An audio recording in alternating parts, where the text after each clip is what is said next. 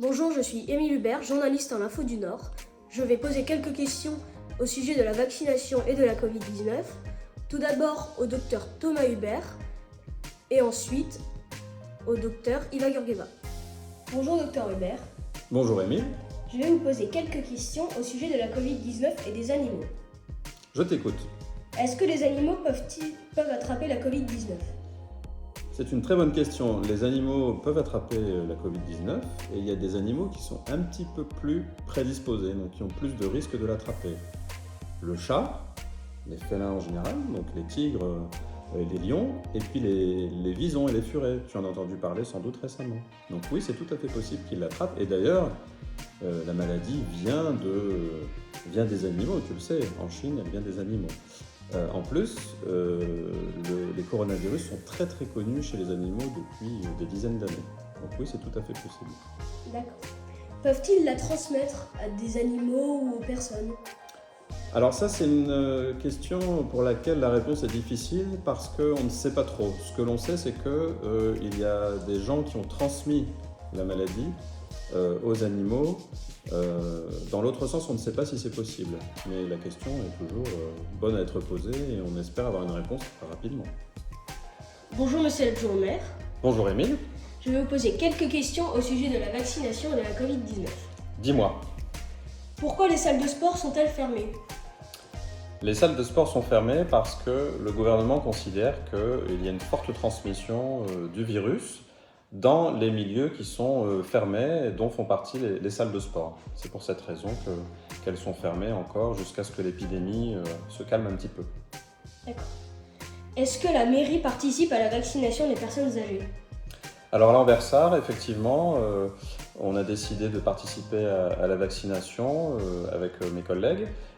Et mes collègues ont pris en charge via les services des personnes âgées qui ont été emmenées directement à l'hôpital ou à la clinique pour recevoir une vaccination. Donc il y a eu plus de 400 personnes qui ont pu être vaccinées grâce à ce système. Merci. De rien. Bonjour docteur Georgieva. Bonjour Émile. Je vais vous poser quelques questions au sujet de la Covid-19 et des enfants. Je t'écoute. Comment fabrique-t-on un vaccin ? On peut fabriquer un vaccin de différentes manières. Le principe qui est commun à tous les vaccins est qu'on prend le virus ou la bactérie ou une partie. On l'affaiblit ou on la détruit et ensuite on l'inclut dans une particule ou dans un autre virus qui va être ce qu'on appelle le vecteur, qui va porter le morceau de virus ou de bactérie contre lequel on veut lutter.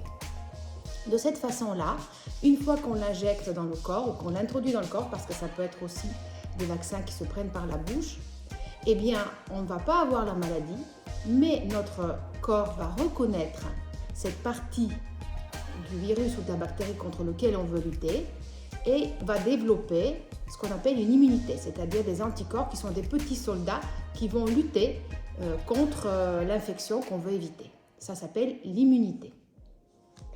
Est-ce que les enfants atteints d'une maladie autre que la Covid-19 peuvent l'attraper plus facilement ?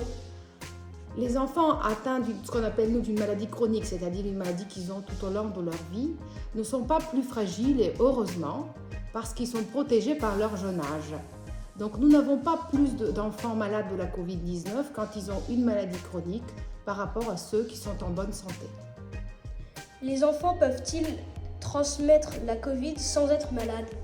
Oui, bien sûr, tout comme les adultes, c'est bien là la difficulté, puisque les enfants, dans leur grande majorité, sont soit très très peu malades, soit pas malades du tout quand ils sont infectés avec le SARS-CoV-2, c'est ce virus qui donc provoque la Covid-19, et donc ils peuvent le transmettre. Paraît-il moins que les adultes, mais on n'a pas de chiffre précis, puisque par définition, quand on n'est pas malade, on ne peut pas savoir qu'on est porteur.